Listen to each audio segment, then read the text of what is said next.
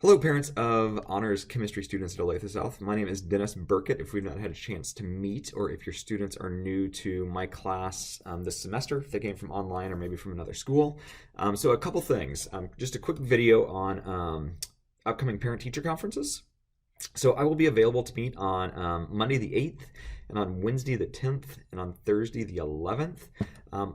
In this email, there should be a link to this website, and you just click on the day that you want to meet, and then pick a time slot and sign up for it that way.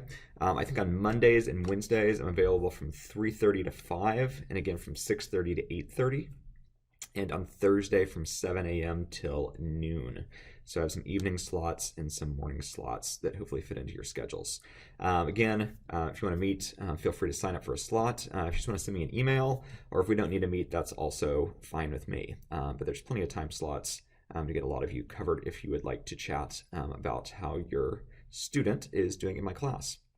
The other thing I wanted to bring up is we have our first test this Friday for my odd-houred classes, and that test will be on Monday for my even-houred classes.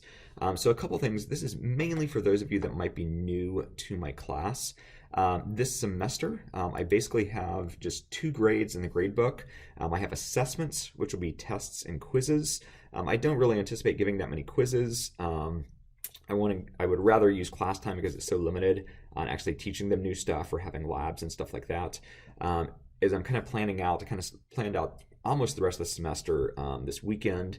Some of our unit tests towards the end of the semester I might call them a quiz, just because it'll be much shorter than really a unit test. But anyways, assessments is one category at 65% of their grade, and then the other part of the grade is just labs, which are 35% of their grade. And this labs will also include, there'll be a couple online assignments that I give this semester, but just to keep it easy, labs 35%, assessment 65%. We have not gotten word from administration if we are supposed to give finals, like semester finals, or if finals, again, will just be kind of like unit tests or just a smaller assessment chunk like it was first semester. So anyways, if you're new, that's kind of my grading. I assign homework, I grade homework, but it does not count towards the student's grade. It's simply practice for them. So they can turn it in whenever. There's no late penalty for homework. If they want to do half of it and turn it in, that's fine. If they only do half of it, let's say they do 5 of the 10 problems, they might get a 5 out of 10 in the grade book, even though they really got 100% on what they did. So anyways, homework is practice for them. However, they can retake assessments, so quizzes and tests. If they have not done the homework that quiz or test covers, they cannot retake, because obviously they didn't give themselves the practice they needed. So anyways, they can, again, do that homework after we've taken the test. It'll just be more work for them after the test, and retake it once they've submitted that homework. So as far as tests go, again, if you're new, students get this from me usually the first day of a unit. So the current unit we're in, which our test covers on Friday, has 7 objectives, and they're listed here. So identify the parts of a chemical reaction, translate word equations into chemical equations, and you can read that. Kind of what we did in class to cover that was worksheet 1, and then I have videos that are posted within Student View in their gradebook that link to videos I've made about teaching that subject as well. So the back side of the sheet basically has their study guide. So here we have Unit 5 test review, and your 5th unit test consists of 18 multiple choice questions, 5 numeric questions, and 2 short answers for calculations. So here's a breakdown. Objective 1 has 11 multiple choice questions.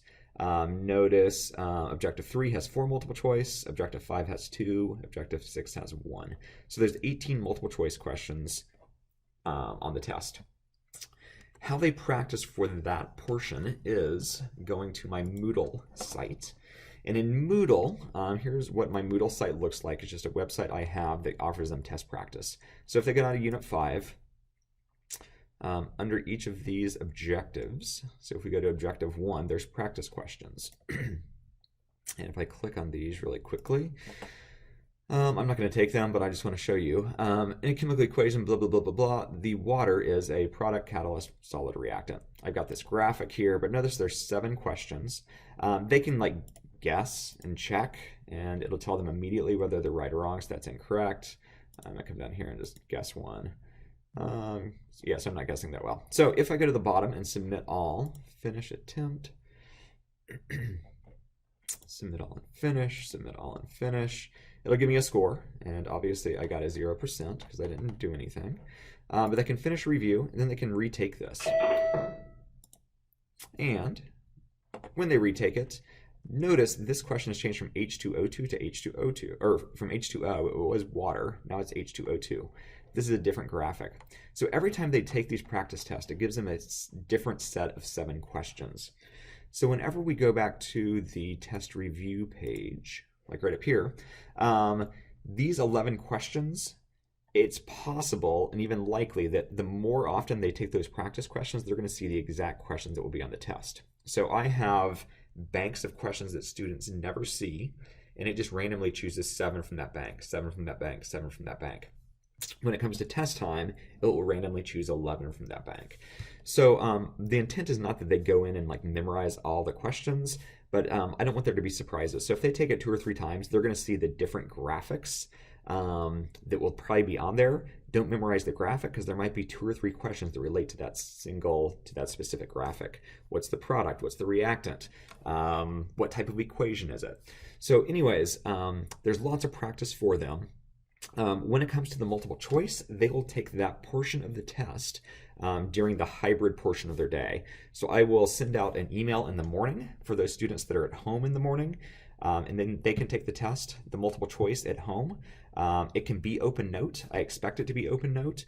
However, there's a time limit on the test. And so I think this one is 18 questions. They have 15 minutes to answer it. So I expect them to prepare like it's a test. However, if they need a little bit of help and need to look at notes, look in their book, that's fine. But I'm not going to give them 2 hours so that they can research every question, Google every answer, stuff like that. So they still need to prepare for it being a test. So there is a time limit, but with all the preparation I give them, the time limit is very lenient, and it should be no problem for them to finish in the time if they've actually put forth some effort in studying. And then when they come to class on Friday, they will take the short answer portion of the test. So the short answer portion will be 5 balancing equation questions, a couple of just short answer questions, and 4 calculations. And those calculations come from objective 3, 5, 6, and 7. So anyways, I'm Mr. Burkett. I super enjoy teaching chemistry. If you are new, that's kind of the way I run my class. If you're old and didn't ever watch the videos, or maybe just put them in your email to watch another time, a great summary of how your kids should study for my tests, and how your kids will take my tests, especially this Friday and Monday.